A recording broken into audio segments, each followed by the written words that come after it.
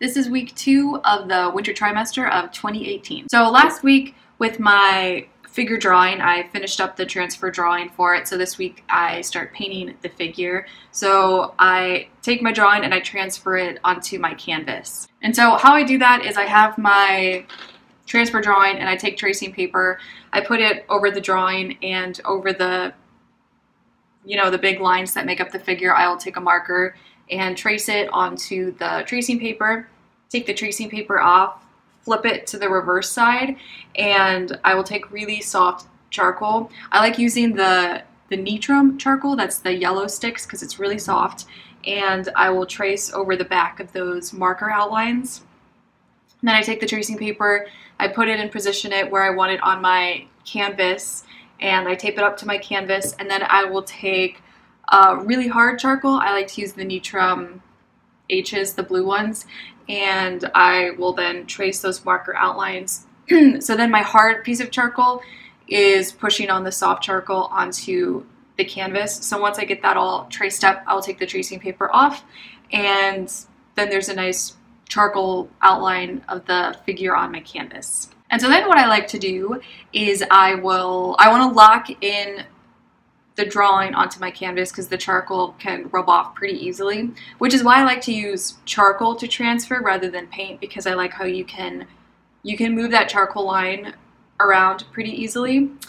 So, but I do want to get the figure locked in onto my canvas. So what I do is I mix up a shadow color, which I have ivory black, cadmium red light, and yellow ochre. So I make up a mixture, it kind of looks like raw umber, and then I start, without any medium or turpentine or anything, I start dry brushing on, like going over the lines, and if I need to move a line, it's pretty easy to do because you can rub the charcoal off and put a line on there. And then I want to start getting it as close to nature as possible, as fast as I can, and also making sure that I'm bringing it up to where my transfer drawing was. So I will fill in that shadow shape, dry brushing the shadow color on, so then on the figure I can see a clear light shape and shadow shape. Tuesday, I want to start moving things closer to nature, moving this painting along. So I want to unify the shadow shape that's on the figure with the background, because in this setup the background is pretty dark, and I can then treat the background and the shadow shape that's on the figure as just one big shadow shape. So it really unifies what I'm seeing. So I have one big shadow shape, and then it really makes a really strong light shape then, which is on the figure.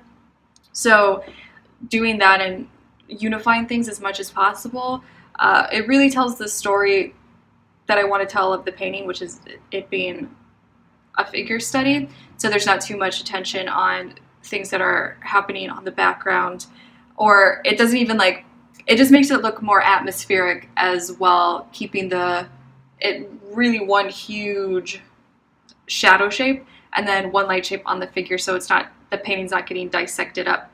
And really the more that I do this, the more I start understanding how nice it is to unify things, especially keeping things really unified and simple. Starting off a painting gives you room to see where then you can push the variation. So keeping a painting where it's telling, or it's about one thing, and then so this painting, it's about the figure, and keeping everything unified and all those big value groups then unified later on. Once you get all your accents out where you want them to show, where they're important to show, then you can start to see where you can push the variation in maybe areas that are less important. It still brings interest everywhere in the painting, but it doesn't detract from the main thing what the painting's about. It just, everything is supporting the main theme.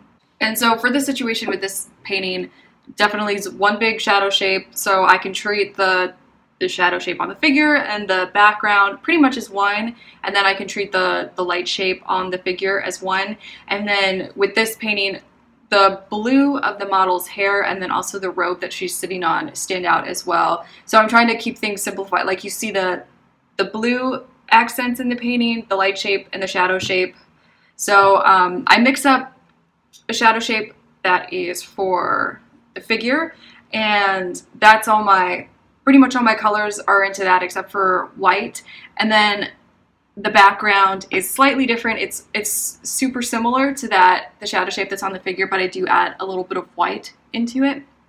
And then I have a mixture for the blue, and then right now it's so early on in the painting I don't need to mix anything for the light shape of the figure yet. I'm just keeping that what I already have down on the canvas, that imprimatura. And so working with the big shadow shape of the painting, what I do to get that down really fast and to get it kind of a deeper color than what I can get with dry brushing, I dip my brush into just a tiny bit of turpentine and mix that into my paint mixtures and start laying everything in, and like I said, trying to keep the shadow shape on the figure and the background as unified as possible. Also then, so once I get that in and the blue accents in, I will take a clean brush and dry brush the edge of the shadow shape into the light shape. So where that edge needs to be more diffused, I find that easier doing that with just a tiny bit of paint with dry brushing, because I can get like a softer appearance with that rather than using the turpentine, because it's kind of inky and things get a little bit more sharp, I guess. And also I'm doing things too, like now I can not break apart the light shape, but I can show the variation in the light shape where there is that. So for example, the lower legs, I just dry brush the shadow color up on the lower legs, not to make it look like a shadow shape. It's still, everything will still look like the light shape, but the parts that are darker halftones, like the lower legs and the head, and a little bit with the upper part of her side and the shoulder and that whole area, just kind of subtly dry brushing tone in so you can see that it still looks like one light shape, but there's also variation in that, but trying to keep it as simple as possible so it's showing really the big planes of variation in the light shape. Now for this critique that Magda gave me today, she was saying that when I first put this in, which I didn't take a picture of it, so you're seeing this after I corrected from what she told me to do, but all the areas where there was turpentine in my mixture was really brushy, and you could see the brush strokes, and so it was kind of looking streaky, I guess, and kind of choppy in all those areas. So she was saying that I should really try and smooth out those areas, because the main thing in this painting, I want the attention to be on the light shape, and because there was so much streakiness and choppiness with how I laid in the big shadow shape with turpentine, it was really pulling the focus into those areas, which is not what I want. So what I did was I took a soft brush that was clean, so it didn't have paint or turpentine on it, and just kind of carefully went over all of the shadow areas to get those to be more calmed down and smooth, and it really did help it to look a lot more atmospheric in the darker areas, so more attention could be brought to the light shape. And then Wednesday, unfortunately, I couldn't come into the studio this day because I had a migraine. So then on Thursday, I remixed my mixtures that I had done on Tuesday. So I have a tone that's for the background, a tone that's for the shadow shape on the figure, those blue accents in the painting for the hair and the robe. And then I mix up a color that is for the light shape on Jamie, the model, that's going to represent the light shape in the biggest way possible, so it's just one tone again. And then I also mix up a dark halftone, and so the dark halftone is so I can transition the shadow shape into the lights more easily. And so this day I'm not using turpentine. If I'm doing a lot of dry brushing, but if I want to get the paint to flow a little bit more, I'll use the medium. And so I'm trying to keep everything as simple as possible while I'm still bringing it closer and closer to nature. So in this stage, I'm really focused on correcting the drawing of the model and also the value structure of the painting. And I know the colors aren't accurate yet. I mean, while I'm doing this, I'm trying to work on color as well to get it closer to what I'm looking at. But I guess my main focus is on the drawing and the value structure. And once I get those synced up a little bit better, then I'll start worrying about color, making more color mixtures so it can get more accurate color-wise. But this is going well. Black-ins, I think I put on maybe too much paint too fast. And Matt was warning me today to like paint thinly and trying to keep everything as simple as possible. And I think that's really helping. It's helping me to get things more accurate by painting thinner and just working on the drawing and value structure right now. Friday, I make all those mixtures that I did on Thursday.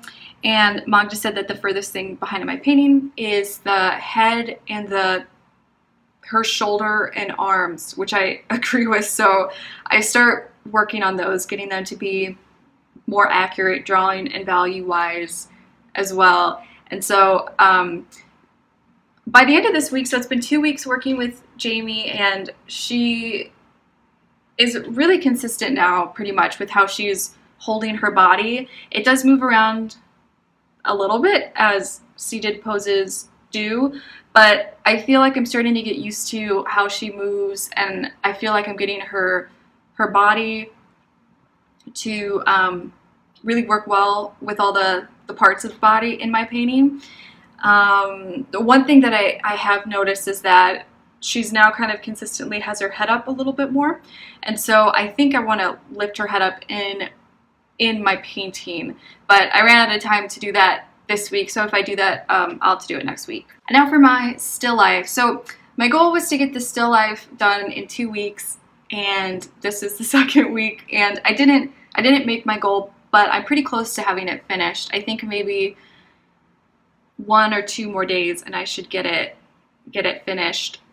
This painting was coming along, it was coming along quickly, but at the same time, there's things that I want to push more. So, well, this week, the painting was looking pretty dark, so I brightened up some parts of it, like the bowl, the inside of the bowl. I brightened up a lot of parts with the bottle. Glass I'm finding to be really, really tricky to paint because this bottle is really dirty and grimy, and so there's a lot of variation on the surface of the bottle, but the material of it being hard glass, that's what I'm finding tricky, to make it look like it's hard glass with like really definite planes, but then having the variation to show that grimy texture on it. So Magda really helped, but she was showing me that I can be, when I'm painting the surface of the bottle, to make sure that I'm grouping all of the values together. So there's a lot of different values on the bottle of like halftones, darker halftones, lights, like really bright lights, and I think I had them all too choppy. And so she was showing me that it helps a lot to unify all of those different groups of values. But I think with me unifying them, I think I'm painting too thinly in this case, and I think that is making it look still choppy and not like definite planes. So that's something that I want to work on more with this, is painting it more simply, maybe a bit more paint or a bit more medium so the paint flows better, which would hopefully show more solid planes so it doesn't look cottony or like I guess something that wouldn't be solid like glass. Also, so there are dried rose petals that are on the wood, and I was struggling to get them to be bright enough, and so this week what I did to make them look bright enough was I used a lot of color.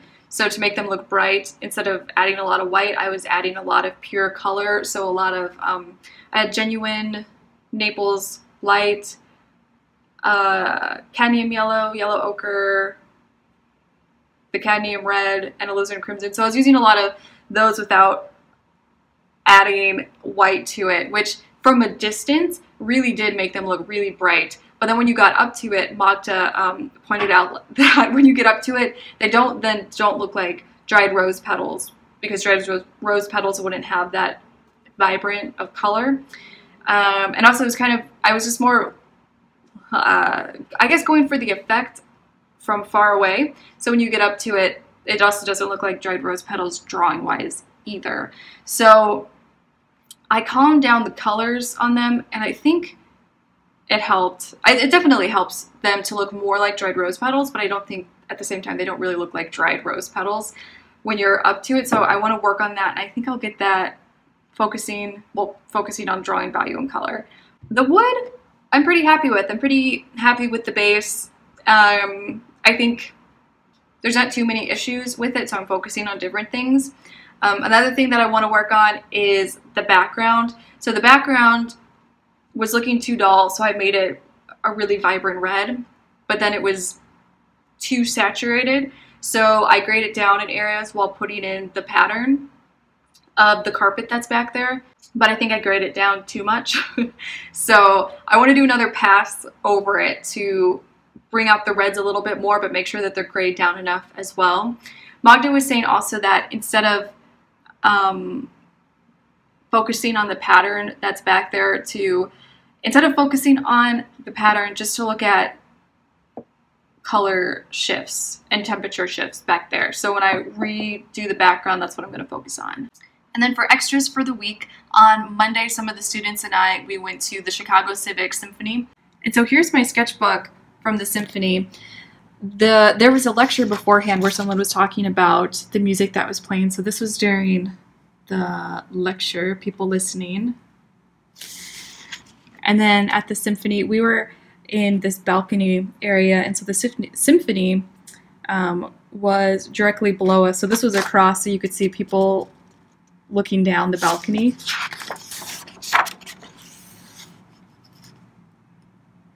And then some people playing violins. So that was fun. I haven't sketched like that before at a concert, and I think I want to do more of that because that was a lot of fun. And then on Tuesday, usually I do little pencil drawings in the evening, but this time I did a color study. And I found this really, really helpful and something that I want to practice more on. So I'm going to be doing this every other Tuesday, doing these little color studies.